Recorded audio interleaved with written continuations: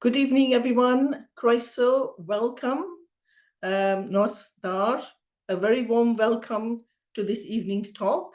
I am delighted that Dr. Abdul-Azim Ahmed is with us today. Welcome, Dr. Ahmed, to speak to us about Islam in Wales, the story of Muslim settlement in Wales.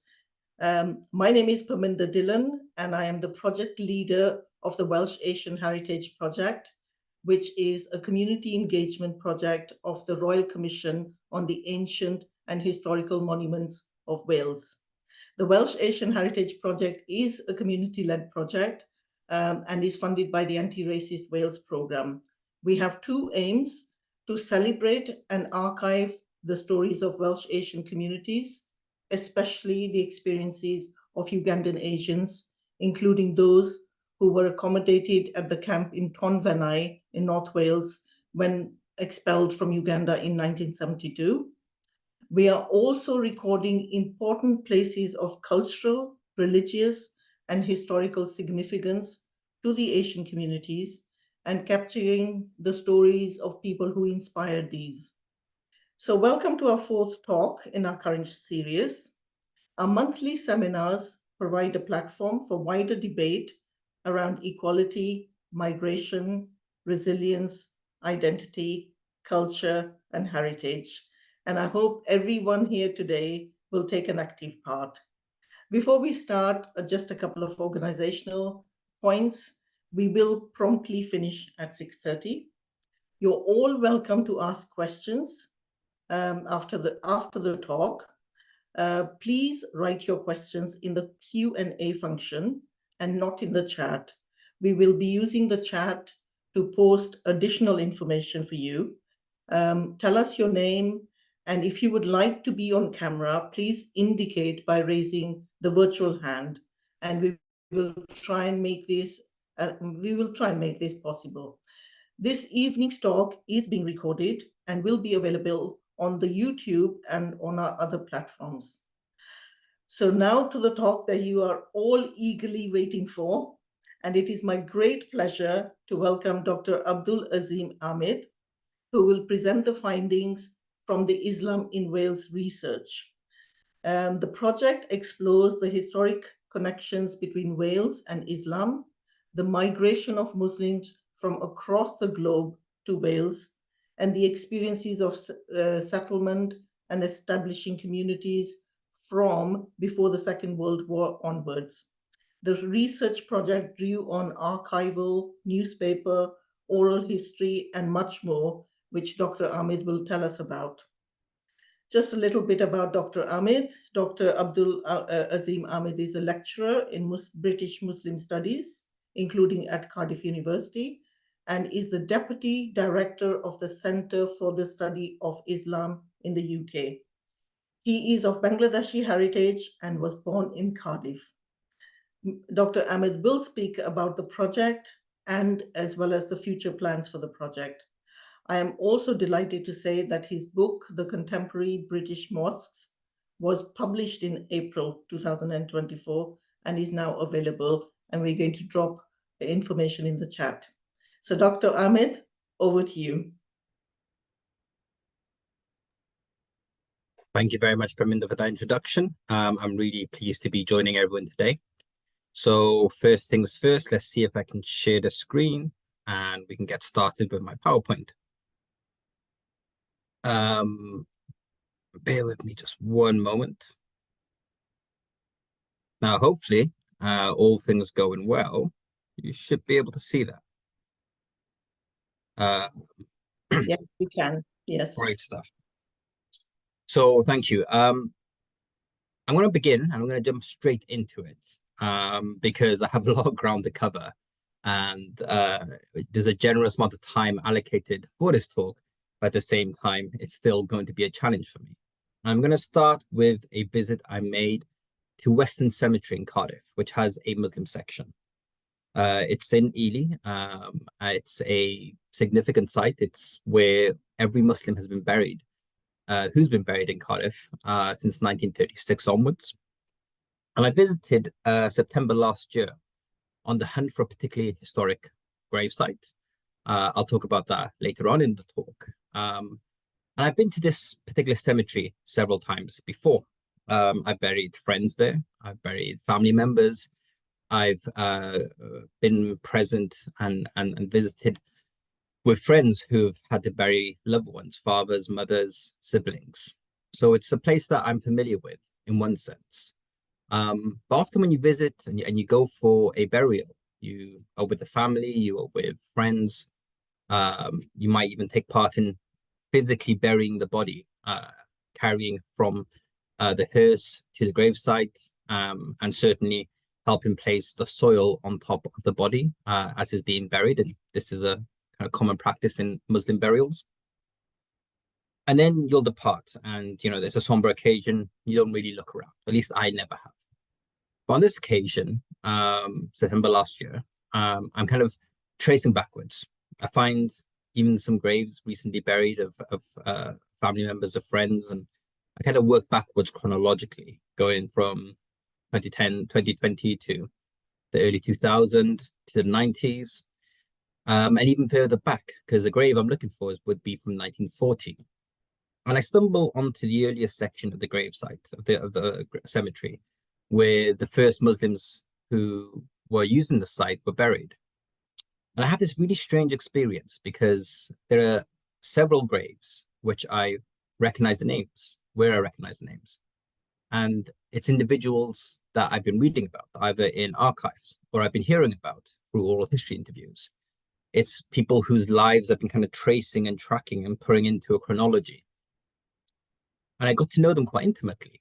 I got to know their loves and their family. I got to know about their disputes and challenges in life. I got to know about the role they played in their respective communities, whether as prayer leader or as a butcher or as a matriarch. There was one grave I remember seeing of a father and his son buried 2-3 rows behind. For those familiar with the Muslim prayer, you'll know that when Muslims pray, we pray in rows. And the first one, the earliest, kind of pray in the front row, and then people fill backwards. And the graves are, arranged in the same chronological way. People are buried in plots chronologically. And so it was almost as if his son joined a prayer just a few minutes late. So you get to see this kind of, community that I got to know really quite intimately, whose names I could recognize. I could speak about their lives and what they experienced. And I see them all buried here in this, plot in a cemetery, no bigger than a large garden. And it was a really interesting experience because I'd never really appreciated something about cemeteries before, which was they're often communities in death as much as they are in life. It made me appreciate sometimes the wishes of first-generation migrants to the UK who wanted to be buried in their countries of origin, something that would cost quite a lot of money and would also delay the burial, something which from an Islamic ethical point of view is very much frowned upon. And it was difficult to understand that desire, but I can kind of see it now, because if their cemeteries in their village or hometown were cemeteries like this, places where people they knew and loved, where family and generations of family were buried, then I could see that I could understand why someone might want to be buried in a place which was familiar and full of people whom they knew. But the reason I'm giving you this very long, extended introduction about a cemetery is because this talk is going to be a challenge to bring down into an hour. And it's one of the things I've really struggled with as I kind of work through the findings of the Islam in Wales project, which is to give that big picture. In most of my other academic work, especially sociological, I'm very analytic. I'm more than happy to kind of condense the ideas down and try and give a framework or some thematic overview, a big picture kind of sense of what's going on. And that's where I'm most comfortable most of the time. But I really struggle to do that in the findings from this project. I know that a story or an output on this project should talk about perhaps phases. The early Muslim settlers who came during the period of empire, who were Lascars and seamen, moving on to post-war migration, moving on to internal migration from England to Wales in the 70s, looking then at sort of the Welsh-born population of Muslims and how that has changed things, those kind of chapters of settlement, those chapters of development. But I struggle to do that, struggle to give that big picture, because I want to tell you the nitty-gritty details, because these are people who I've spent so much time looking at, researching, kind of trying to follow the contours of their life and their experiences, that I find it challenging to step away from those details and go into the big picture. So this is a very roundabout way of me telling you that this is a experiment and you are all my guinea pigs. I've never actually delivered the findings from this project in full before. I've only spoken about it in general, and sometimes before I've even really finished the fieldwork. And it's the first time I'm going to try and give a sense of what I've discovered and a sense of the story of Muslims in Wales within, give or take, an hour. And in the questions, I hope you give me feedback and maybe we can refine it for the future. But certainly, if you come here to learn, I hope you will, but more than anything, you are my subjects in an experiment. So here's the kind of project as a whole. The project is a 3-year project, and it's something I've been working on for a long time. In fact, the idea for the project was first given to me by Graham Davis, who wrote a wonderful book called The Dragon and the Crescent, which looks at Muslims and Islam in Welsh literature, written in English or in Welsh, from the really earliest periods right the way through the contemporary. And when he was doing the book launches and giving talks, he would often have to give the disclaimer that this wasn't the history of Muslims in Wales. He was writing about Muslims and Islam as they kind of are mentioned in Welsh literature, which gives you a sense of the story, certainly, but it's not the story itself. And he kind of suggested to me, and I was, fresh out of doing my master's at that time, that I should do the history of Muslims in Wales. I should write that book. He even put me in touch with a publisher. I think it was a bit premature then. I didn't really have, the capacity or the research to deliver that, but it kind of put the idea in my head. And since then, I've always been keen to do the project. And I finally had the opportunity through funding from the Jamil Educational Foundation and also the encouragement of my boss, Professor Sophie Gilliard-Ray, at the Center for the Study of Islam. And so this project came to fruition. The first year was very much about setting up, kind of creating the networks and designing the project. The second year was fieldwork, which was 2022 to 2023, and that's kind of wrapped up now. And then now we're looking at outputs and dissemination. And although November this year is the end of the project, I think in some way, shape, or form, it'll certainly be continuing. In terms of what it looked at, one of the pieces of advice I was given repeatedly by more senior and experienced academics was find a focus. Islam, Wales, they're too big as headings. And it's the advice that even I give to, to PhD students and undergraduate students when they're looking at a project. You have to narrow down, because otherwise you will be overwhelmed by what you find. And I couldn't narrow down. I wanted to do the big picture. I wanted to grab as much as possible. I wanted to map what was out there. And in that regard, sort of I had to go out and look at archives where you find sometimes patchy, but still very revealing and interesting information, very valuable. Oral history interviews, speaking to 35 individuals, in-depth experiences of their lives, their settlement stories, really, really important accounts. Newspapers were an incredible resource too, especially as more and more get digitized, which makes that process of looking through them, looking at them from different angles, using different words of entry point, different entry points for searching through that digitized archive important. But it also included, some of that old school microfiche kind of research where there were kind of non-digitized collections, but still which held important information. And also existing research. There has been some research on Muslims in Wales, and kind of pulling that together and bringing it into the full data set.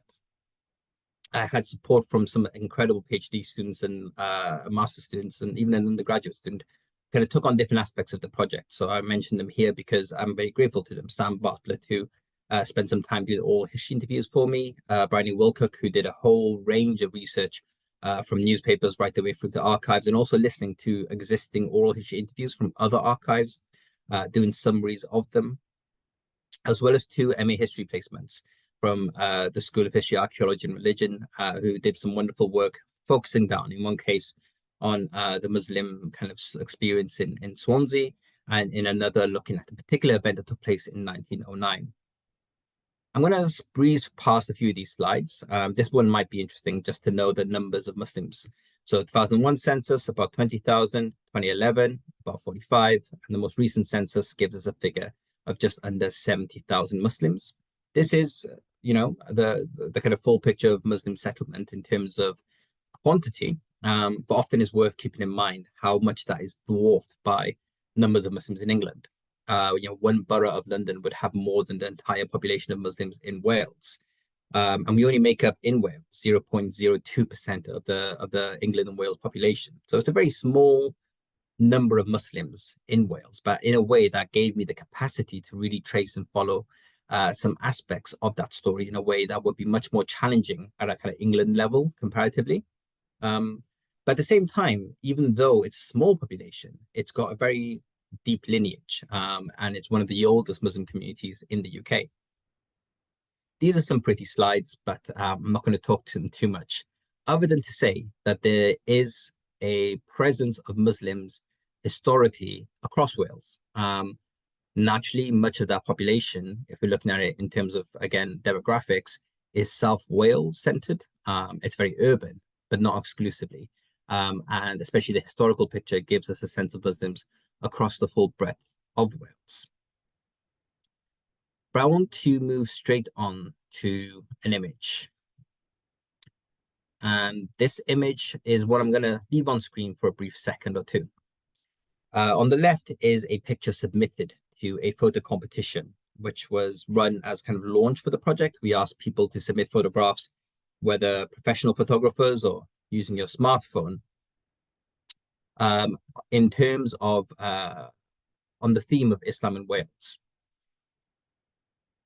And this was one of the images submitted. It's a favorite of mine. And I put alongside it a much more famous painting. And I'm going to leave that on screen while I have a sip of tea, and let you kind of reflect on what that might mean for you. And hopefully, if I manage to go through the presentation in time, we'll be able to come back to it at the end.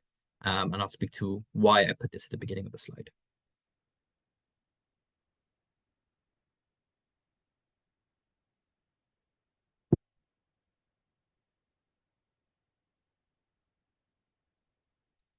Okay, I think my screen has stopped sharing, but that's perfectly fine. We'll carry on and I'll bring it back on. And I hope that's given you a quick opportunity to kind of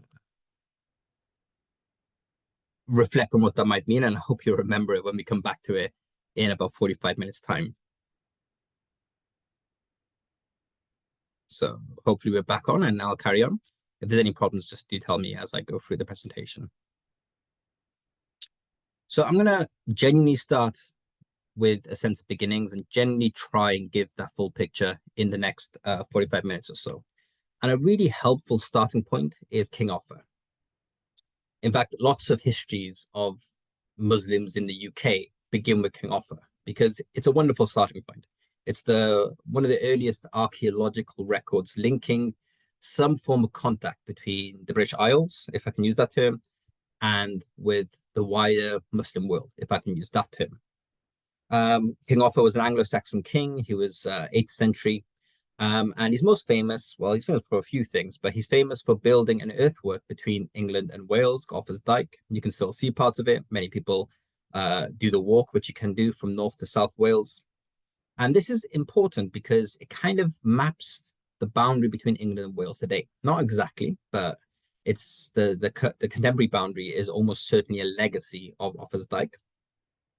And there are lots of kind of theories about why it was built, which are kind of the purview of other historians. What interests us is Offa's coin.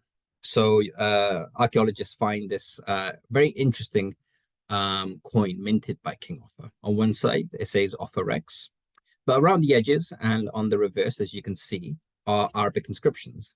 And they say, La ilaha illallah wahdahu la sharika la, the Islamic declaration of faith, there is no God worthy of worship except Allah, alone and without partners. And there are lots of kind of early theories postulated about why King Offa, an Anglo-Saxon Christian king, was minting coins with the Islamic inscription of faith.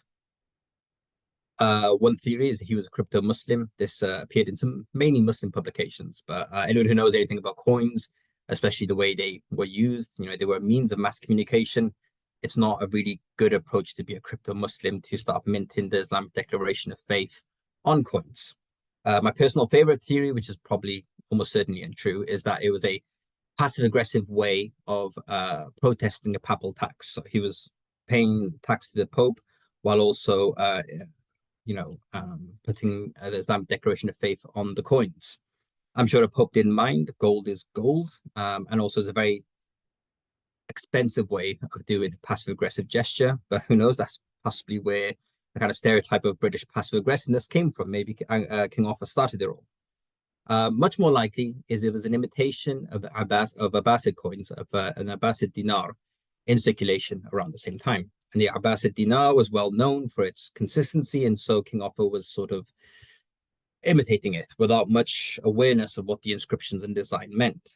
Much more reasonable. But really what's interesting for us, and I think this is kind of where I want to go, we use terms like the Christian world, the Muslim world, the West and East, the West and the Orient, lots of different ways of dividing the world right the way up from this period onwards.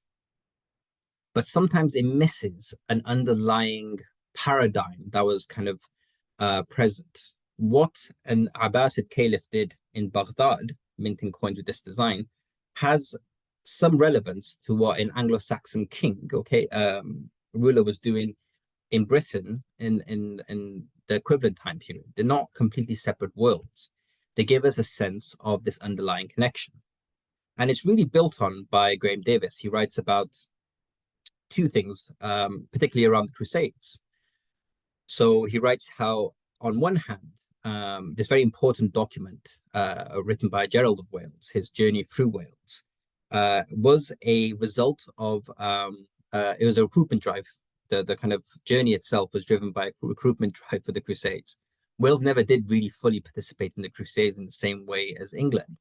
But this was an attempt at kind of drumming up support. And that journey, that document becomes an important part of the history of Wales. Likewise, he kind of argues that there is a correlation between independence within by the Welsh princes and kind of rules against the kind of English counterparts that coincided during the period of Crusades. And his argument is that kind of English preoccupation with a distant enemy in the Middle East, the Saracens, the Muslims in the Holy Lands, gave an opportunity for the Welsh to kind of assert their independence. So on one hand, with King Arthur, the kind of geographic boundary of Wales is sort of seen. You can see the relationship in the indirect kind of presence of Muslims and Islam in that world. And likewise with the kind of cultural consciousness of Wales, Islam was always present in the room. And really it asserts for me a certain underlying civilizational paradigm that existed during this period. And we can kind of think of it in terms of the way in which kind of Muslims, Christians, those in Britain and those in parts of the Muslim world would have been exchanging ideas and sharing certain principles and certain ideas about the world and how they saw things. This kind of depiction of Muslims meeting Crusaders from a much later period kind of gives us a sense of that. And I kind of want to stop just for a moment and give you the kind of hypothetical scenario of a kind of battle taking place between a Muslim and a Christian during the Crusades. And we can imagine that for whatever reason, they can speak to each other. So we're going to imagine just for a brief moment that language isn't an issue. So the Welsh Crusader may have kind of picked up some Arabic on his journey to the Holy Lands. And likewise, the Muslim may have been doing some Welsh language classes in the evening. However it happened, language isn't a barrier. But they start insulting each other before they cross swords. And the Christian calls the Muslim a follower of the Antichrist. A common insult written in Welsh as well as English literature at the time, leveled against Muslims. And likewise, the Muslim calls the Christian an idolater, which again is the kind of negative thing that might have been written about Christians by Muslims during the same period. And imagining that they can speak to each other and understand each other, both would have been deeply insulted, and that verbal sort of interaction would soon lead to a physical one. That might have happened sometime in history, I don't know. But really, what kind of is revealing about this moment of religious antagonism is the mutual intelligibility of certain ideas. The Muslim, in being called an antichrist, wouldn't respond, well, who's Christ? He would understand completely the nature of that insult and why it was insulting.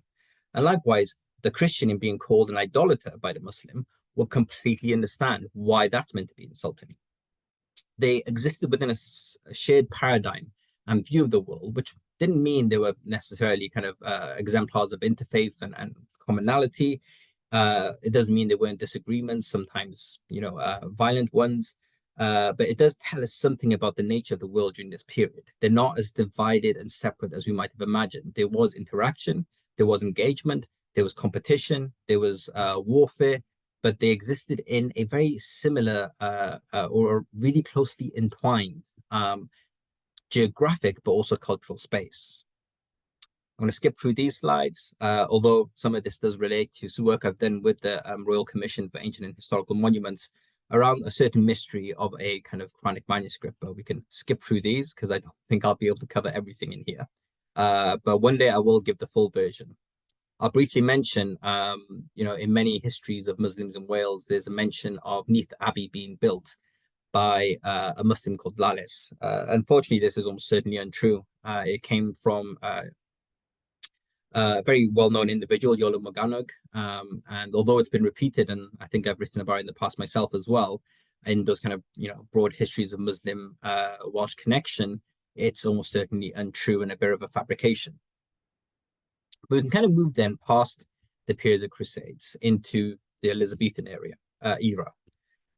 And again, this is a time where the world was very different.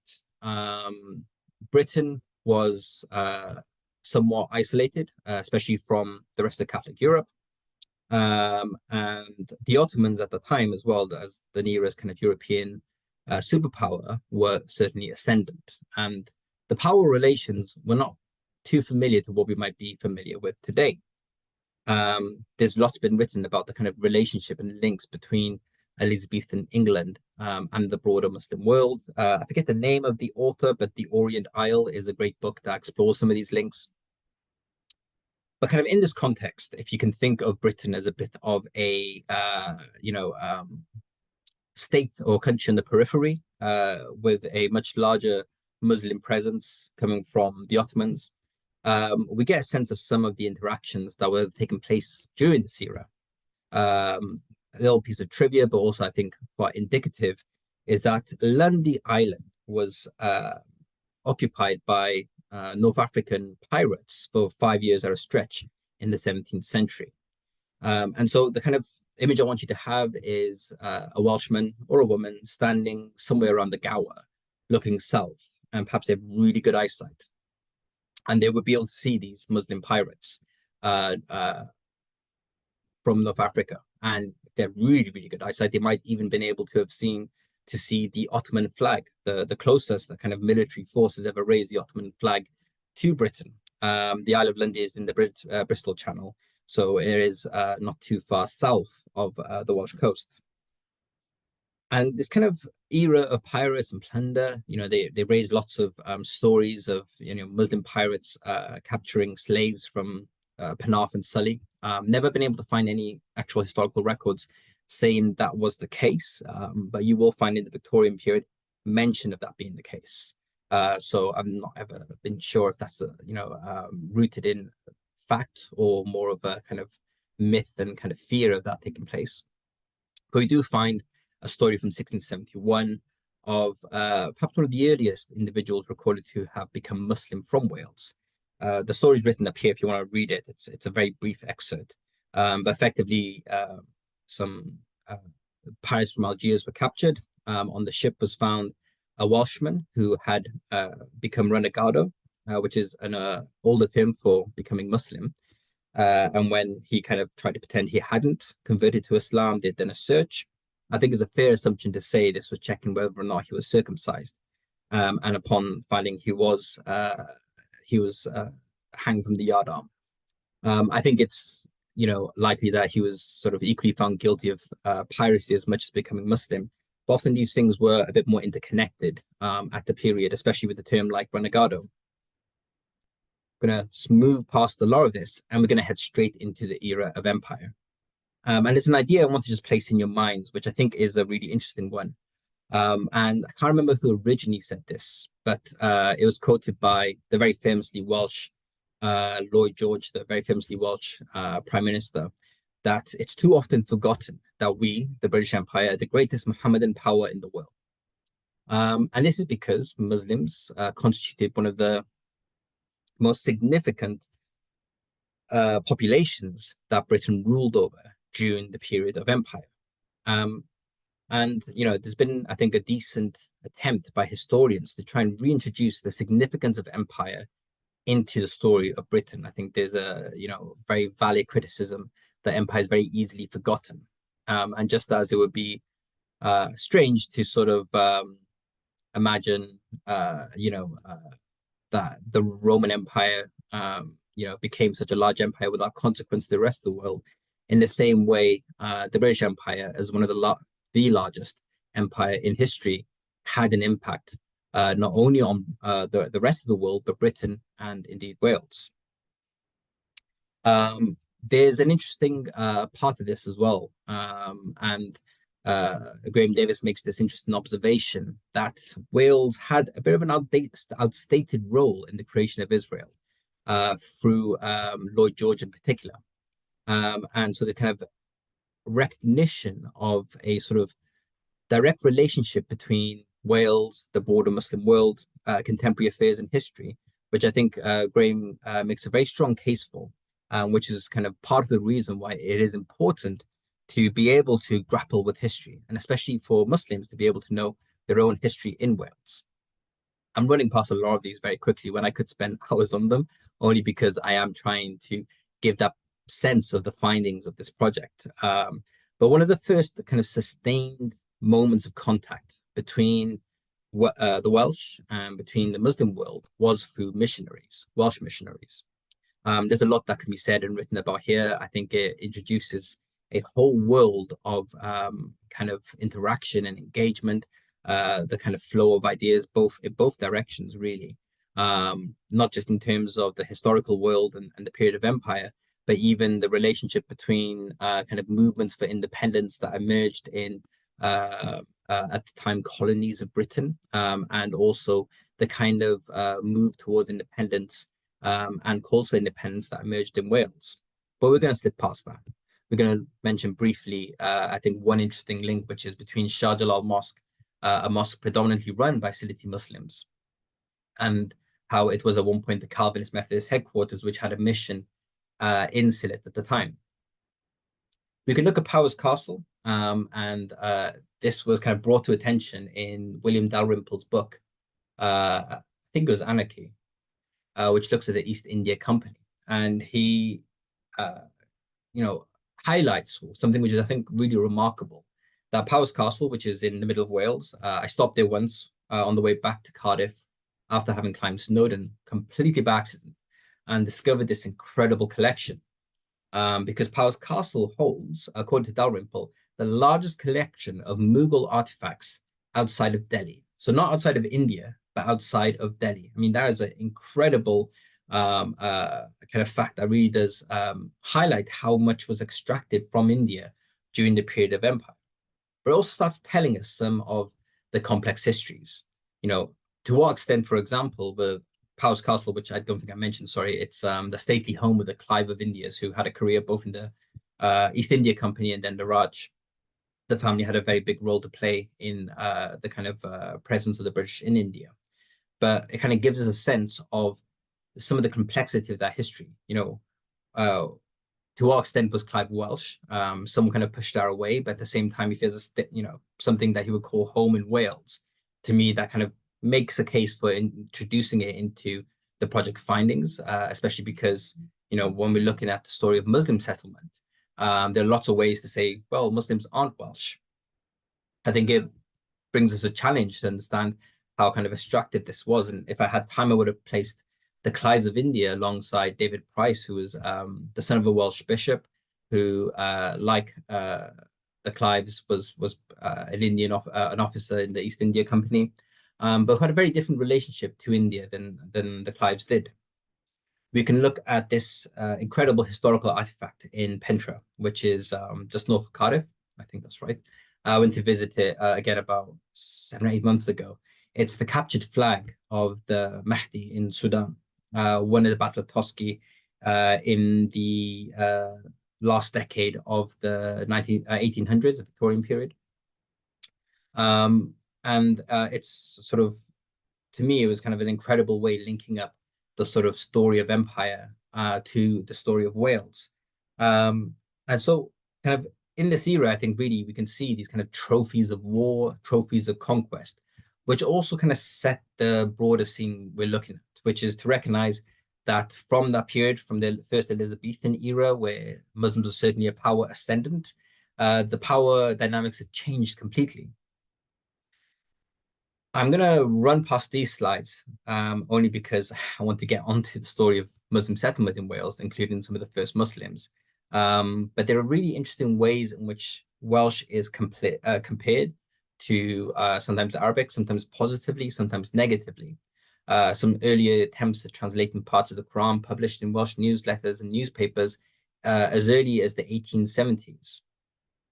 But really, we can get onto some of the consequences of empire, because with that interaction, you will find converts, individuals who became Muslim.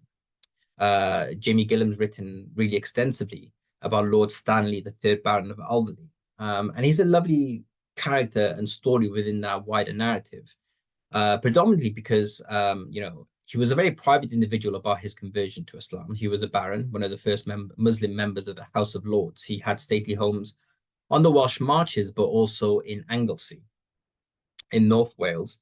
And he funded the restoration of churches, including Llanpadrig Church, which is on the north coast of the Isle of Anglesey. It's a beautiful place. It's absolutely stunning. And in funding the restoration, for reasons which I think it's partly unknown, but are generally sometimes explained as either in respect to the funder of the church's restoration or as an instruction from Lord Stanley himself. But when he funded the restoration of Llanpadrig, this church in Anglesey, these kind of Islamic style stained glass windows were placed in there, which I think is wonderful to kind of bring this story of Islam in kind of into the stone of Welsh history. And Llanpadrig is one of the oldest sites of Christian worship in Wales. Pictured here is Hanan Isa, who's also currently the national poet of Wales. So I thought that was a nice image to kind of show the historic and the contemporary kind of relevance of this. We can look also at figures like Robert Rashid Stanley. He was a individual born in Cardiff who ended up moving to north of England, I guess would have been Stalybridge, Liverpool. He converted to Islam and became a colleague of Abdullah Quilliam, who founded one of the first mosques in the UK. I think became vice chair of the mosque, and so this kind of link back to Cardiff again. His great granddaughter, I want to say, but I've never quite been able to remember the number of generations, has written a biography of his life. Christina Longden, she's a phenomenally gifted writer. And his story again kind of paints this picture of the early converts, often high society. There's a story of Quilliam coming to Cardiff. He actually came to Cardiff to speak on not St. Charles Street, but Charles Street here, which is pictured, where you can see, hopefully you can see, the M&S food hall. So it's in Cardiff, it's in the city centre. There was the Oddfellows meeting hall. Oddfellows was a friendly society, kind of in the same model as, say, the Freemasons. And he visited in 1909, and he spoke to members of the Jewish community in Cardiff. And he spoke in favor of Zionism.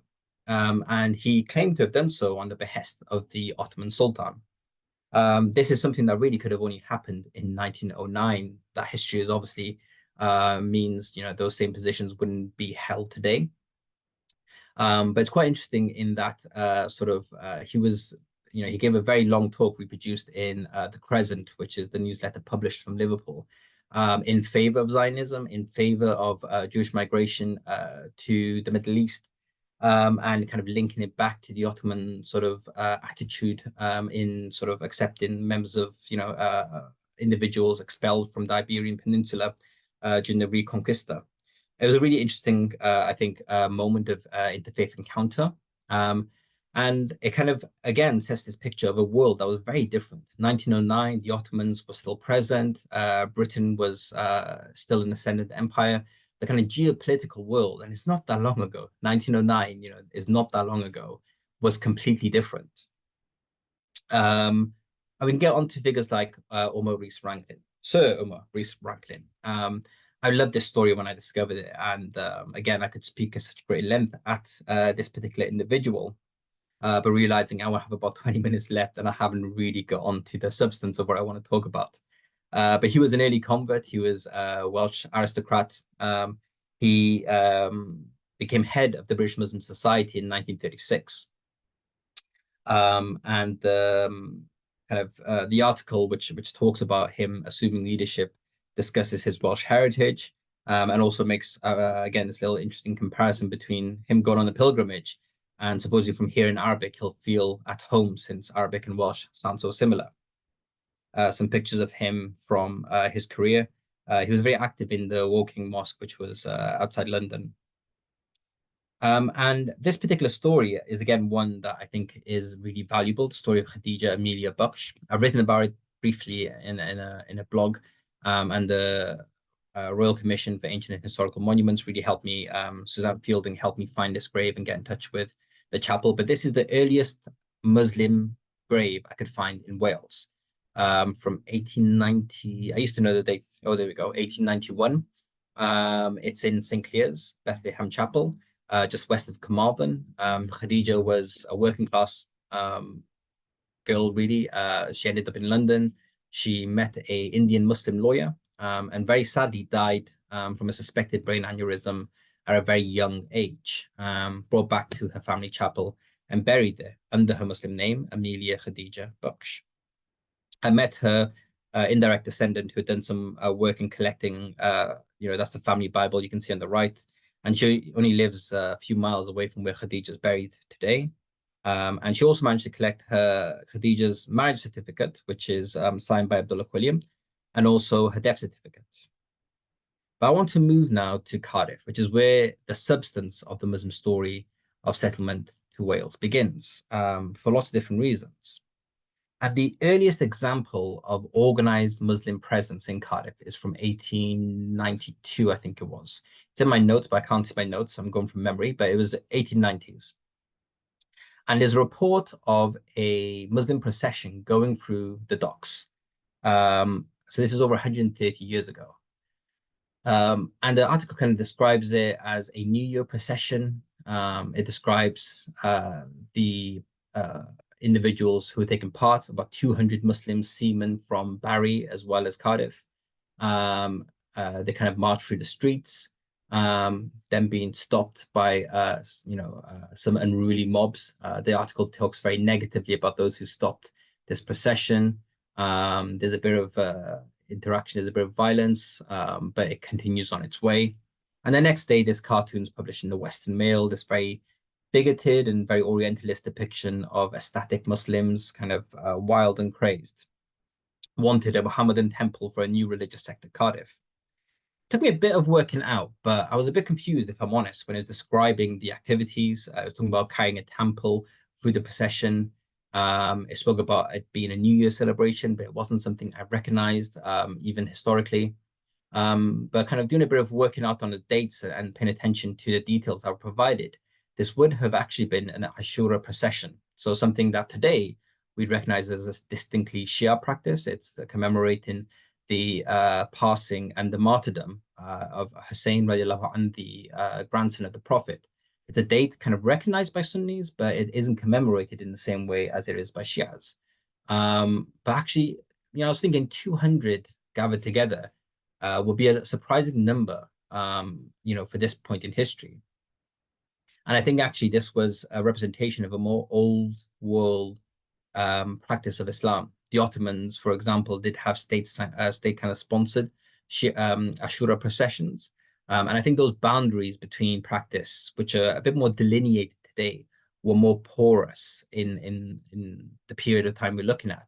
And I think this was a historic moment in the sense of the presence of an old world type of Islam in Britain before some of the changes of modernity reshaped practices. And we can kind of move on and recognize how this kind of early Muslim presence in Cardiff, which was mainly Lascars and seamen, individuals who were in Cardiff for the trade of shipping coal from the valleys, would be shipped out to, across the British Empire. The Suez Canal opening had a very big role to play in kind of increasing that trade. But it didn't mean that in about 1930, there were 6 boarding houses with mosques attached to them in Cardiff in the docks. This very small cartoon drawing, I think for any Muslim would be a reasonably familiar scene. There's Muslims in a mosque, they're praying, they're reciting Quran, some individually, some collectively. I think the only thing that isn't familiar and makes this seem a bit more domestic in a way is the clothes hanging from the line.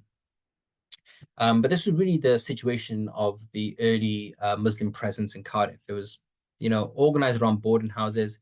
It was mainly transient. It was mainly Lascars. As at this point, we get the emergence of a figure. And again, I could have spoken about him for certainly more than an hour. So I'm only going to give a kind of brief sense of his biography. Abdullah Ali al-Hakimi. He was born in 1900. He passed away in 1954. And between the years of 1956 and 1952, he was active predominantly in Cardiff. Some of the early writings talk about him being in South Shields and then moving to Cardiff in 1938.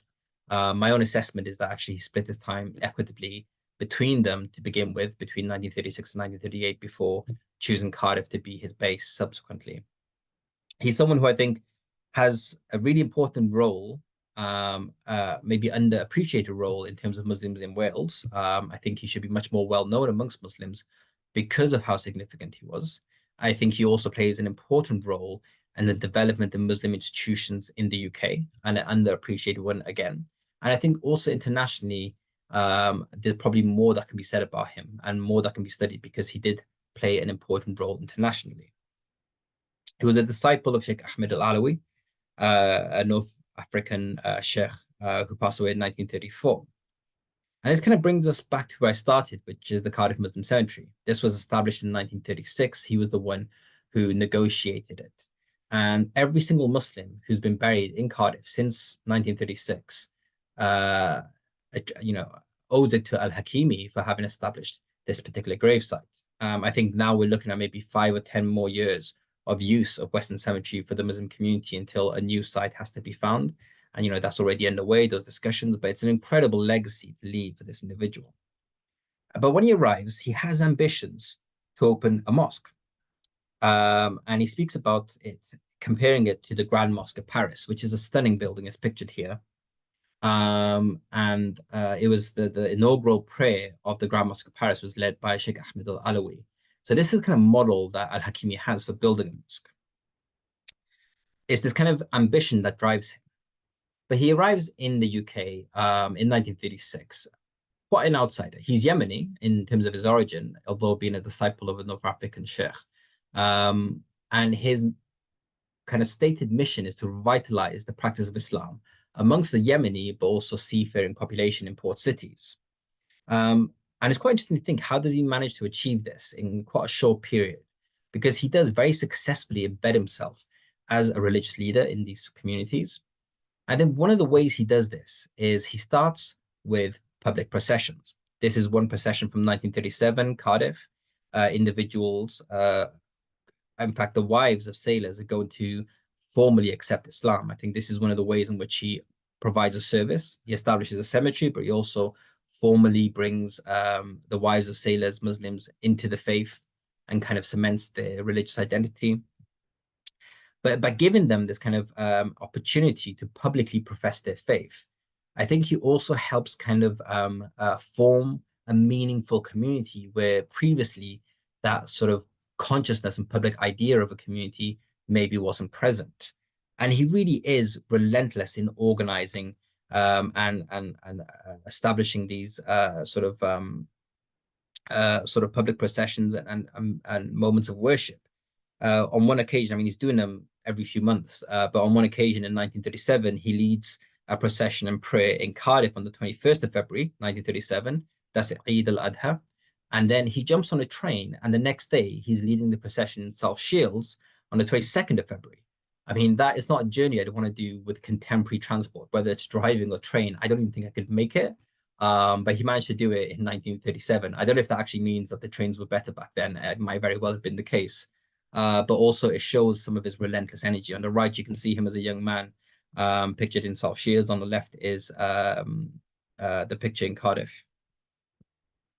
And again, I wish, and yeah, there's so much about this I could write and talk about. But in 1937, he's kind of got the basics and foundations put down there. He's established a cemetery in Cardiff. He's bound the community together through public acts of worship, which are kind of seen by the outside world, and so start forming this community around him. He provides important services like Islamic marriage and kind of formally accepting converts into the faith. And he gives the community an ambition, a mosque, and not just a boarding room, a boarding house mosque. He's talking about a mosque like the Grand Mosque of Paris, a significant site, a landmark.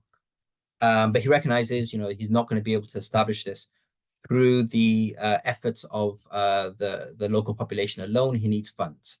1937 is the coronation of the King and Queen. I always forget, I feel like saying George, but I always forget which one. It's the one before Elizabeth II. And again, at this point, it's worth remembering that the British Empire is very much an empire ruling over Muslims. And so the coronation will bring to London quite a few significant Muslim leaders and significant wealthy Muslims. So he kind of devises this plan. And again, in this period of like 2 months, he does this incredible kind of tour. He takes a delegation from Cardiff and a delegation from South Shields, and he spends a week in London during the coronation, meeting with Muslim sultans and kings and crown princes. A week after that, he organizes a dinner in South Shields, welcoming the Crown Prince of Saudi, along with the Crown Prince of Yemen, and key governors from Egypt and other parts of the Muslim world, in a dinner which is jointly hosted with the British Muslim Society, of which the head is not pictured. At this point in time, it was Lady Buchanan, because Sir Omar Rees, he didn't last too long in his position. He kind of gave up on it. But he holds a dinner there explicitly to kind of introduce them to the idea of the mosque in South Shields and the mosque in Cardiff. There's a delegation present there from Cardiff too. On the Thursday, 27th, so a week after that, thereabouts, he's welcoming the Crown Princes of Yemen to Cardiff. He takes them around, they meet the Lord Mayor, they go to City Hall, they have some tea, and then they go see some potential sites for a mosque. In the kind of month after, in June, predominantly, he meets other key Muslim figures, the Aga Khan, the third Aga Khan amongst them. And he kind of, again, is sort of explicitly fundraising for this mosque, gets quite a lot of coverage in the newspapers at the time. And he does actually succeed in the end. He does establish, and I think get a significant amount of funds, at least enough for him to purchase some buildings in both South Shields and in Cardiff. Not enough to build a mosque. He kind of estimated the full figure to build a mosque in Cardiff and South Shields as being £6,500 in 1937. That would be less than £500,000 today. I'm not sure how much construction costs were, but he didn't quite get to that figure. So instead, he opens these kind of temporary mosques, which he calls zawiyas, and sometimes temporary mosques in the newspapers in both South Shields and Cardiff. So in Cardiff, he's operating from rented property in Bute Street, and he's purchasing a series of buildings on Peel Street.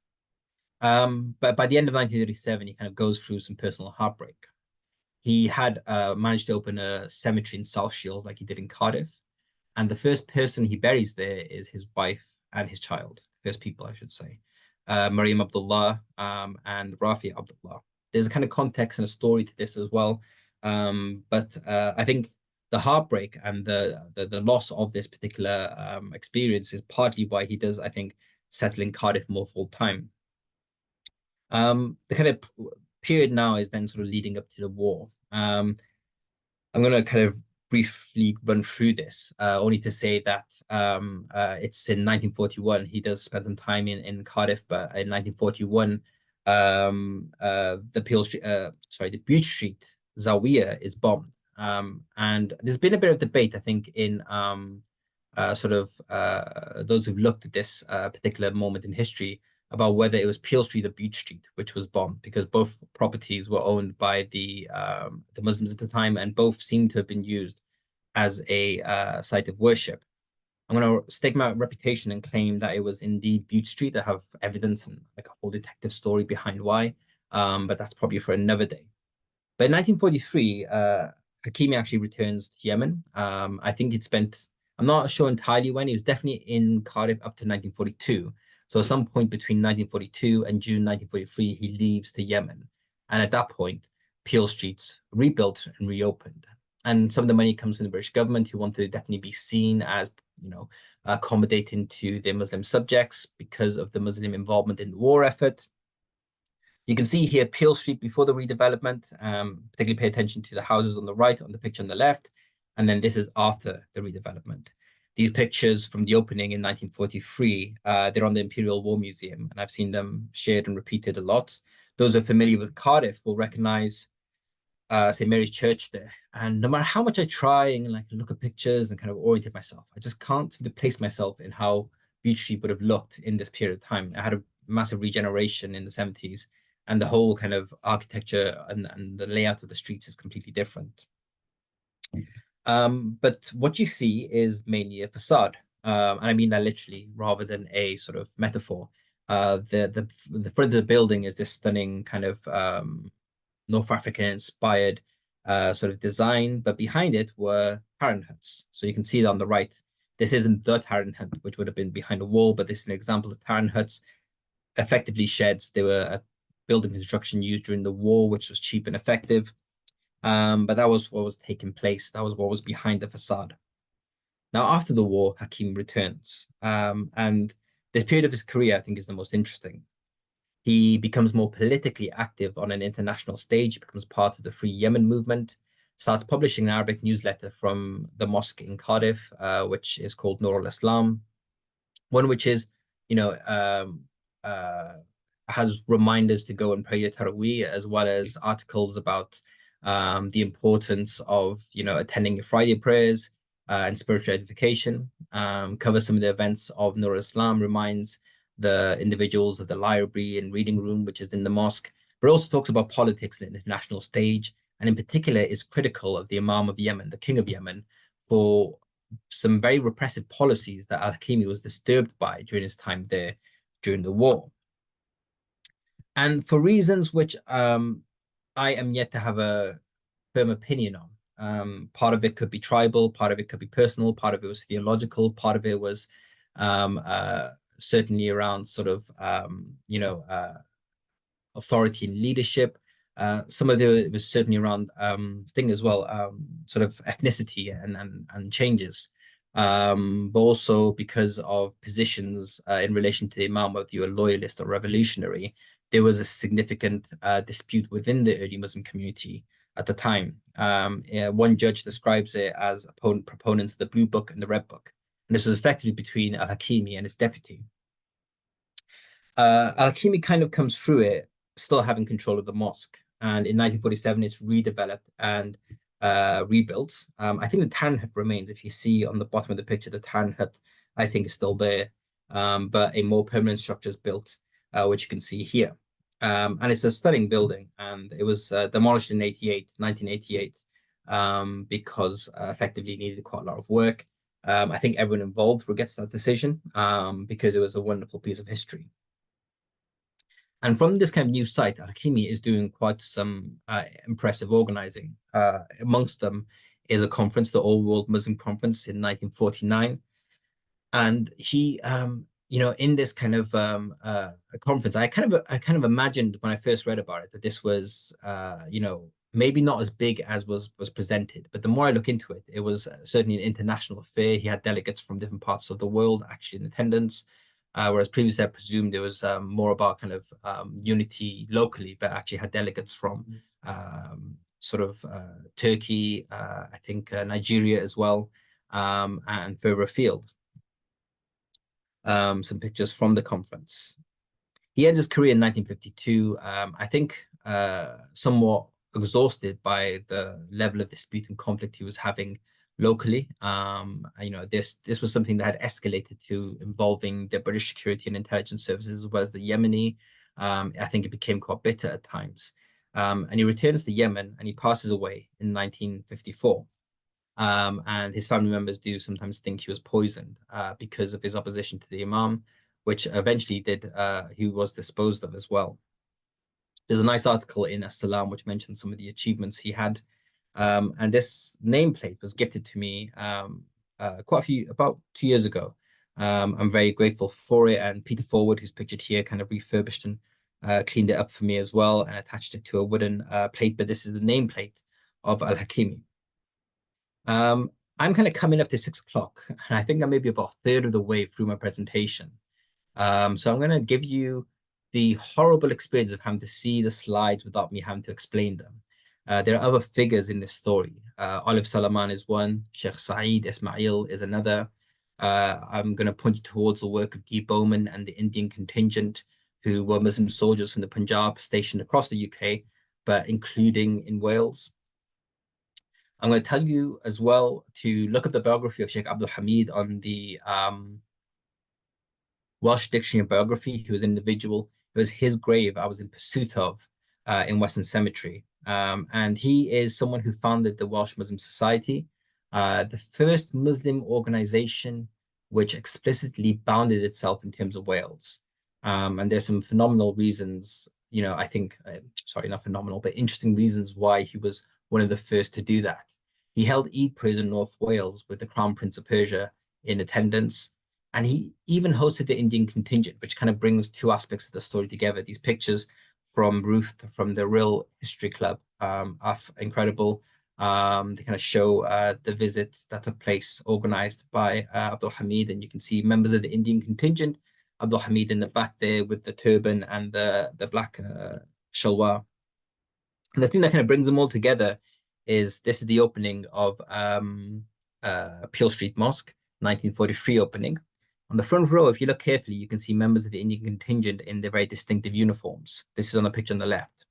And if you look on the right on this picture, which I have commissioned and asked for the Imperial War Museum to give me an official digitized copy, but they haven't got around to it. They make it very hard to pay them. But you can see on the right of the picture, I can't quite see it myself because I myself am in the way.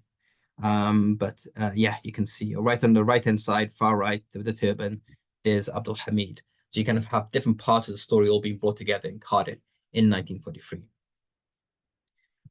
There's so much more I can actually say about some of the findings, the mosque building year that comes afterwards, but I'm going to try and end by telling you and bringing you back to that picture I started with and what it means for me, and what I hope some of the outputs from the project will be. And I'm kind of hoping that I did indeed put that picture right at the end. If not, we'll just have to make do. Yeah, I did. I'm very glad of myself to have remembered to do that. So this is my favorite picture from the competition. Others won actually, and there's some incredible photos that were submitted. But for me, I think the story of settlement for any community, but certainly for the Muslim community, is one where you kind of find yourself in a new context. But one of the things we see quite consistently is this push towards creation, creation of institutions and communities, creation of literature and work, creation of various forms of cultural, religious, artistic outputs. And so this picture for me is sort of an inversion of the traditional image on the right. It's very famous, this picture on the right. It kind of represents the power of man, both as humanity, but also a man standing over a kind of wild and chaotic wilderness, and how the rational mind, the enlightened mind, the values of the Enlightenment kind of stand to subjugate it. At least that's my reading of it. This picture on the left kind of echoes it for me. It's an actual picture of Muslims from the Muslim hikers group climbing up in Snowdon. It's taken by Zain Lumbat, and I think it's just phenomenal because of the way it frames and echoes the picture on the right. I don't know if it was done intentionally or not. And I kind of like the inversion. I like the way in which it's a Muslim woman instead of a Victorian gentleman. I like the way in which the image doesn't have dominance so much as awe and wonder. And I think one of the themes that really comes out in especially the oral histories, which I haven't really been able to speak about, is the relationship of Muslims with the Welsh landscape, mountains in particular. If anything binds together the Welsh Muslim experience from, I think, really early on, Abdul Hamid and Abdullah Hakimi, right the way through to contemporary period, it's that relationship with the Welsh landscape. And I think it also kind of is a powerful example of how you don't have to completely disavow aspects of the past. You can kind of draw upon them and build upon them and use that idea and vocabulary to express something new. And if I had time, I would have spoken about some of the ways in which Muslims in Wales are doing that and how they kind of connect up to what was taking place in the past. But only 4 minutes over, I'm kind of glad to have been able to do something of a whirlwind stop and a whirlwind tour. As I mentioned at the beginning, I am sorry I haven't been able to just bring it down into core ideas, but I hope that's given you a sense of some of the findings, some of those stories, and I do welcome questions from you all today. Wow, Diolch yn fawr, Azim, that was absolutely superb. You've given us the whole rich tapestry in 60 minutes, and each slide really, commands that you come back and speak on each one. So thank you so much. What a fantastic whistle-stop whetting of the appetite in terms of Muslim settlement in Wales. And you touched on so many significant aspects which the Welsh Asian Heritage Project is also addressing. So, a community, a minority, a community within a minority. And one of the Ugandan Asian communities that we're looking at within the project is the Ismaili community. You had the picture of Aga Khan there, and our colleague Farah Ali Bhai has been working on that. You've shared with us the tremendous connection with the landscape and historic buildings as well. And that's another aspect that the project is looking at, but not just the buildings, but through the examples that you gave of the Peel Street Mosque, the people behind those buildings. So thank you very much. I'm sure people are dying to ask questions. So over to David in terms of any questions, any comments that we have. Hi there. We don't have any questions in the question and answer, but if people do want to ask questions verbally, if they could just put their hand up in the just put your hand up on the Zoom thing. But we have got one up already from Mahsoud Ahmed, and I'm going to allow Mahsoud to talk now. Okay, Mahsoud, do you want to? Yeah, here we are. Can you hear me? Yeah. Azim, wonderful, I think, historical perspective of Muslim in Wales. And, it's amazing that how you have worked hard to get into the archive. It's quite hard, but I think the only thing which I was hoping that which you touched upon, the sailor from Yemen and from the other community, and to contextualize between the kind of a past to the the recent past.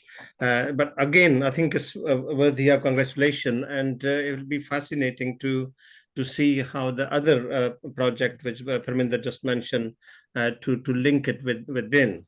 But I think my I wouldn't call it speciality. My interest is especially in the why British Muslims still lagging behind. Thus, I'm one of the co-author of that book, which I think I sent you, Azim, if I remember, via Sophie Gilliat Ray, but I can't remember.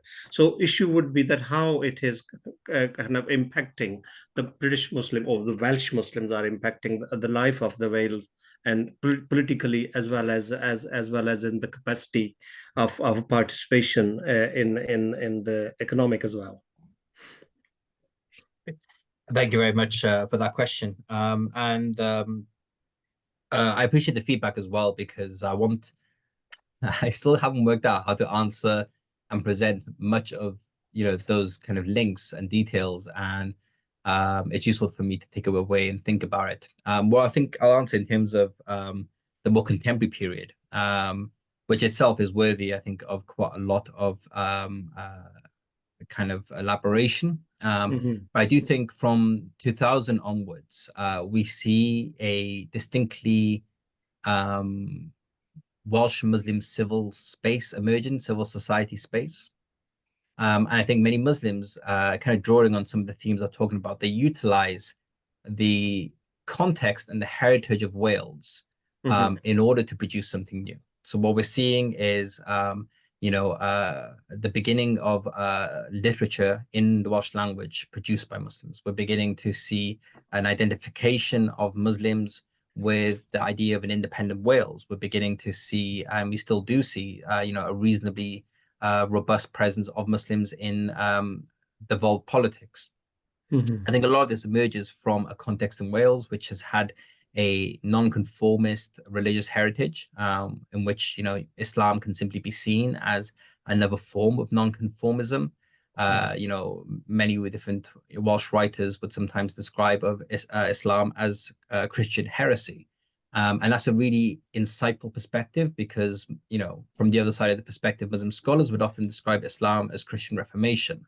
I didn't get to talk about it, but I think, there is this kind of space and field open to Muslims in Wales through some of those historical contexts. So yeah, those are just some initial thoughts to your question, but hopefully I can explore them with you on another occasion. Okay. Thank you. Thanks very much for the question. We've got a few questions now coming in on the question and answer bit. So we've got one from Dave Wyatt, who said, "Profound, fascinating, rich, compelling, expansive, and thought-provoking Abdul-Azim. Thank you very much. Thank you so much for this fantastic lecture and this brilliant project. You need a TV series for all this research."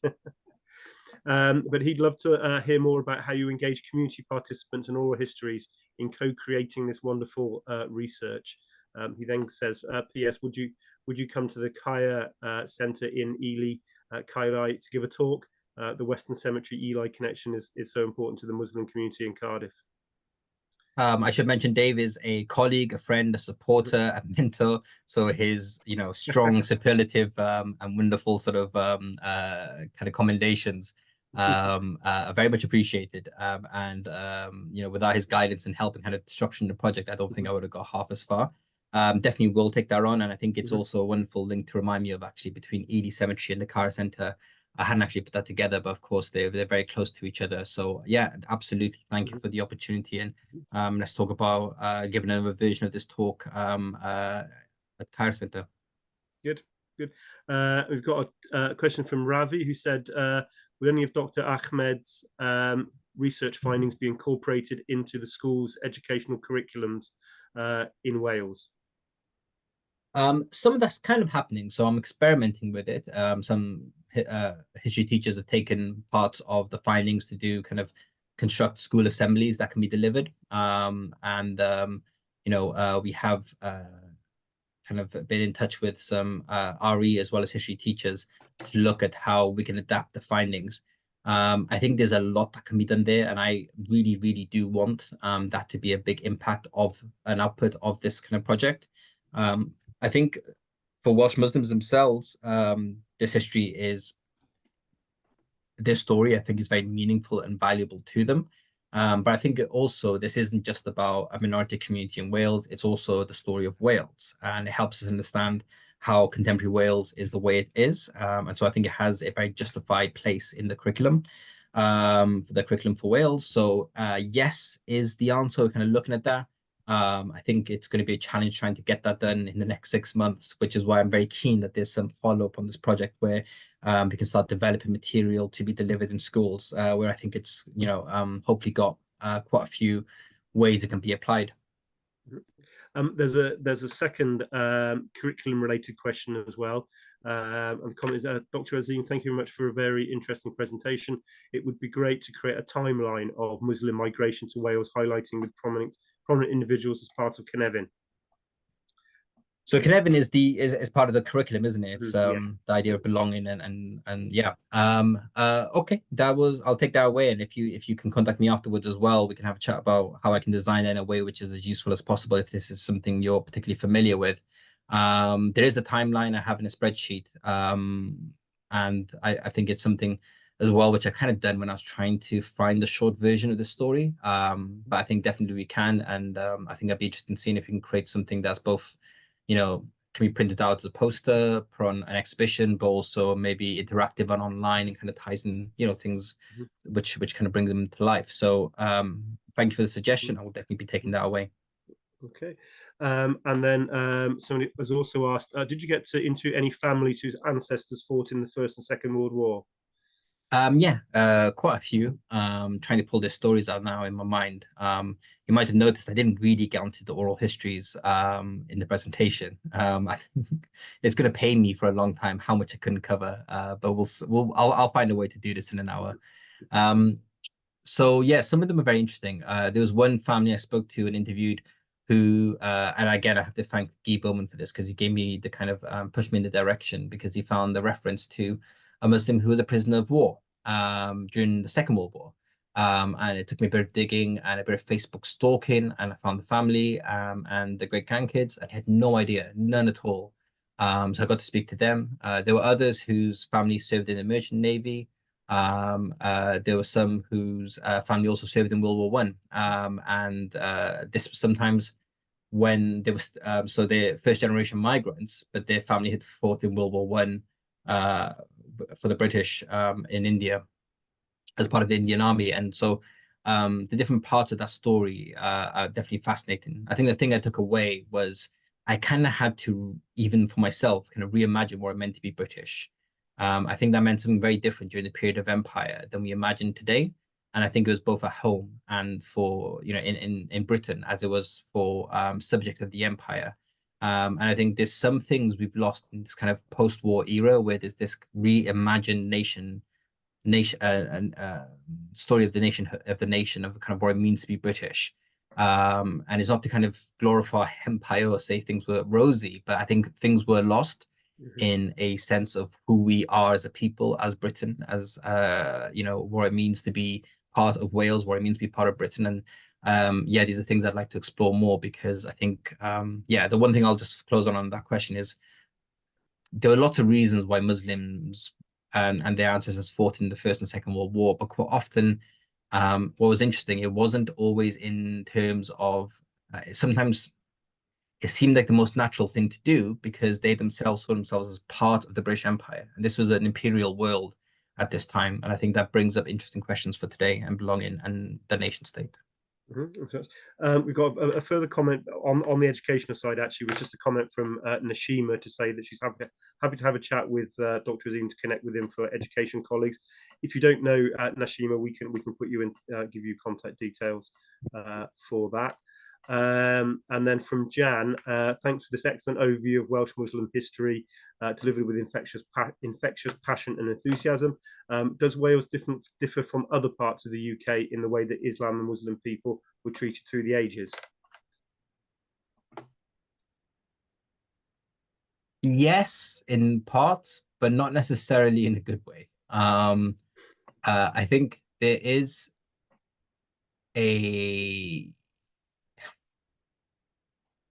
I'm going to avoid giving generalizations. What I'll say is that you find examples of types of bigotry and religious antagonism present in parts of Wales and the Welsh Muslim encounter, which weren't present in England at the same period in time. And I think that itself is revealing. You do also find moments, and what's quite interesting is, especially when I look at newspapers, is you're as equal to find a negative reference to Muslims as you are to the Welsh. It's like neither of those two things are good, and then occasionally you get them intersect and intersect positively. So it's not always it's quite interesting to read, especially from English papers. Those Quran translations I just kind of briefly touched upon, I found were interesting, and again I haven't had enough time to pursue properly why were Welsh language newspapers translating parts of the Quran and publishing them in the Victorian period. The kind of stated reason was to present without comment and without bias the kind of views of others and so on. But then one thing I will mention as well, which I found again personally insightful, especially coming from kind of sociology and kind of background I am in, was there are examples of coverage, news stories of Muslims and Islam, sometimes local, sometimes international, in terms of the focus of their coverage, which are, I think, which would be seen as exemplary stories today in terms of how they cover maturely and with balanced language and without any prejudice or bigotry. And that really actually took me aback. I was really surprised to find that, because I was expecting this kind of linear progression. You know, things were really, really bad in terms of coverage, and they get better as, you know, Muslims became more vocal in the post 9/11 era. But it's not the case at all. Actually, sometimes you'd see examples of coverage of Islam and Muslims, which I think depicted Muslims as part of the Welsh landscape, as part of the Cardiff landscape, religious rights as being a sort of aspect of civil life that needs to be defended, Muslim practices themselves being defended, but often they would be alongside more bigoted stories. You know, you'd see the same thing often in the same newspaper, just on 2 different days. Thank you very much. We've got Jared's got his hand up as well, so I'm going to allow you to talk, Jared, so you can ask your question verbally. Okay. Hi, can you hear me? Yeah, we can hear you. Thank you very much. Excellent, thank you. I tried to write this, but what I wanted to say was a little too long, and you can only have so many characters on your question. So I just wanted to, it's not so much a question, it's just a statement. I've just listened to this on a drive from the Omani border over to Abu Dhabi. Whilst driving, watching it on Zoom on my little phone holder. And I was interested to see the Caspar David Friedrich painting at the beginning. I've actually got it tattooed on the back of my leg. I'm quite a fan of that painting. And I wanted to say this. When I first arrived here 8 years ago, I lived on the east coast of the UAE, and I went to live in a very small little farming village. And when I arrived, an old Emirati man asked me in broken English what I thought would happen here when the oil runs out.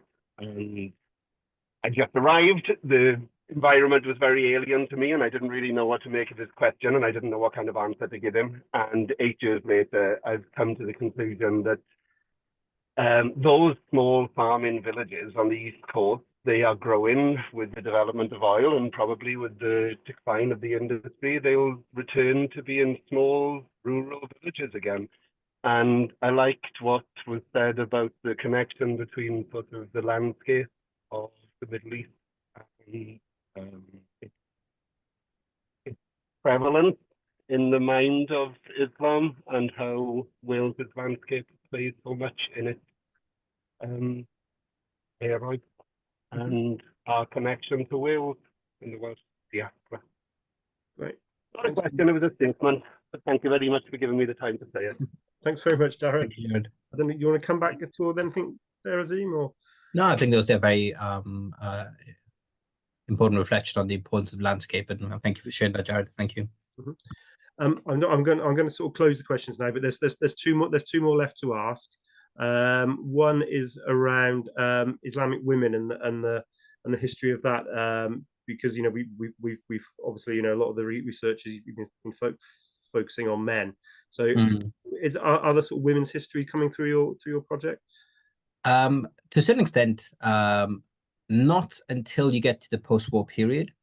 And especially if you want to look at sort of non-convert Muslim women, finding aspects of that history up before the 2001 period, I found very little. And I think this is a reflection of, again, the way in which stories are preserved, and where we find the sort of things that are documented. What is much richer is the oral histories, and what we then kind of encounter is a much more kind of central role of Muslim women, especially from South Asian and Middle Eastern backgrounds, those who were kind of pillars of community at the time. I haven't quite got round to kind of again presenting that, but also even making a kind of coherent narrative of that. But I think we will find, I mean, it's an undeniable part of the findings. Sort of there's an early focus, especially on men, and then when we do find Muslim women, they're almost exclusively converts. And then as we get to the kind of post-war period, especially 70s onwards, that's when we will find more and more stories about sort of the central role played by non-white, non-convert Muslim women. So it's a kind of part of the kind of nature of the findings, but I think itself is quite telling of sort of the dynamics and what is preserved and what isn't. Mm-hmm. Okay, great. Thanks so much. And I think one final question, just from Alid, nice sort of ending question, actually. So thank you very much. The material is visually very rich. Are you considering putting together an exhibition? Yes, and I've set myself the horrible deadline of the 1st of August of putting it together, which I'm panicking about slightly now. So along with Now in a Minute Media and the Muslim Council of Wales, this particular project will have some findings exhibited in the maes at Eisteddfod. So that's going to be one place you can go see the exhibition. Will probably be the first time to depict it. And as you say, because there's this kind of rich visual element to parts of the findings, Now in a Minute Media, they're like the artsy people, and I'm really going to be leaning on them to create something that is rich and interesting and visually engaging, and not just a bunch of words and a picture, which is where I would end up. So hopefully that will be a place to go see it. The first opportunity being the Eisteddfod. There's a mini exhibition on the ground floor of the Arts and Social Studies Library in Cardiff University. I'll be completely honest, I found some empty kind of glass cases, and an individual from Scholar, which is the special collections of Cardiff, was like, oh, we have these empty cases, they can be used. And I was like, I'm going to take up the opportunity. And mainly it was stuff that was just in my office. And I was worried about them being in my office anyway, because they were historic value. And here with this, you know, well secured kind of cabinets. So they're on display in the ground floor of the Art and Social Studies Library, and will be for at least a few months. So if you're ever in Cardiff and you want to see some of these elements, they are there. There's a visual element, but also actual artifacts, some things from the past that are definitely worth kind of looking at. So there's an element of that too. And I hope by the end of it, we'll have something like a traveling exhibition, which is, you know, containing both kind of posters and a visual kind of storytelling element, but also things that people can hold, touch, and see, which will be able to kind of bring some parts of the history to life. Brilliant. Thanks very much. Well, I'm looking forward to seeing some of those exhibitions. So that's the end of the questions. Shall I pass back to Perminder just to say a few things? Thank you very much. I think we could probably work together on exhibitions as well, not just in terms of traveling exhibitions, but we've also got the Asian Heritage Month coming up. So bringing together all the kind of heritage projects in Wales to see how we can give publicity to the work that's currently been done. And obviously, and also, Azim, you were very rightly pointed out that it is not just about minorities, it is about the contemporary history of Wales. And I think we're all contributing to it. And I just want to thank you again profoundly for your contribution. And I'm sure with all the engagement that we've had, there'll be an ongoing collaboration and dialogue between different organizations, people, and yourselves. You mentioned the Powers Castle, so it brings me to remind all our attendees today about a very important date, which is our next seminar on the 12th of June, which will be about diversifying museums in Wales, rethinking collections and communities, and that will be led by Dr. Marian Gwynn, who is a heritage consultant with many years' experience in working with cross-cultural heritage across the UK. And she currently is leading an innovative program funded by the Welsh Government as part of the Anti-Racist Wales program in supporting local museums in Wales to develop robust and long-lasting change to ensure that museums across the nation remain relevant and inclusive in the 21st century. So please mark your diaries for the 12th of June, book early. The link has been dropped in the chat now.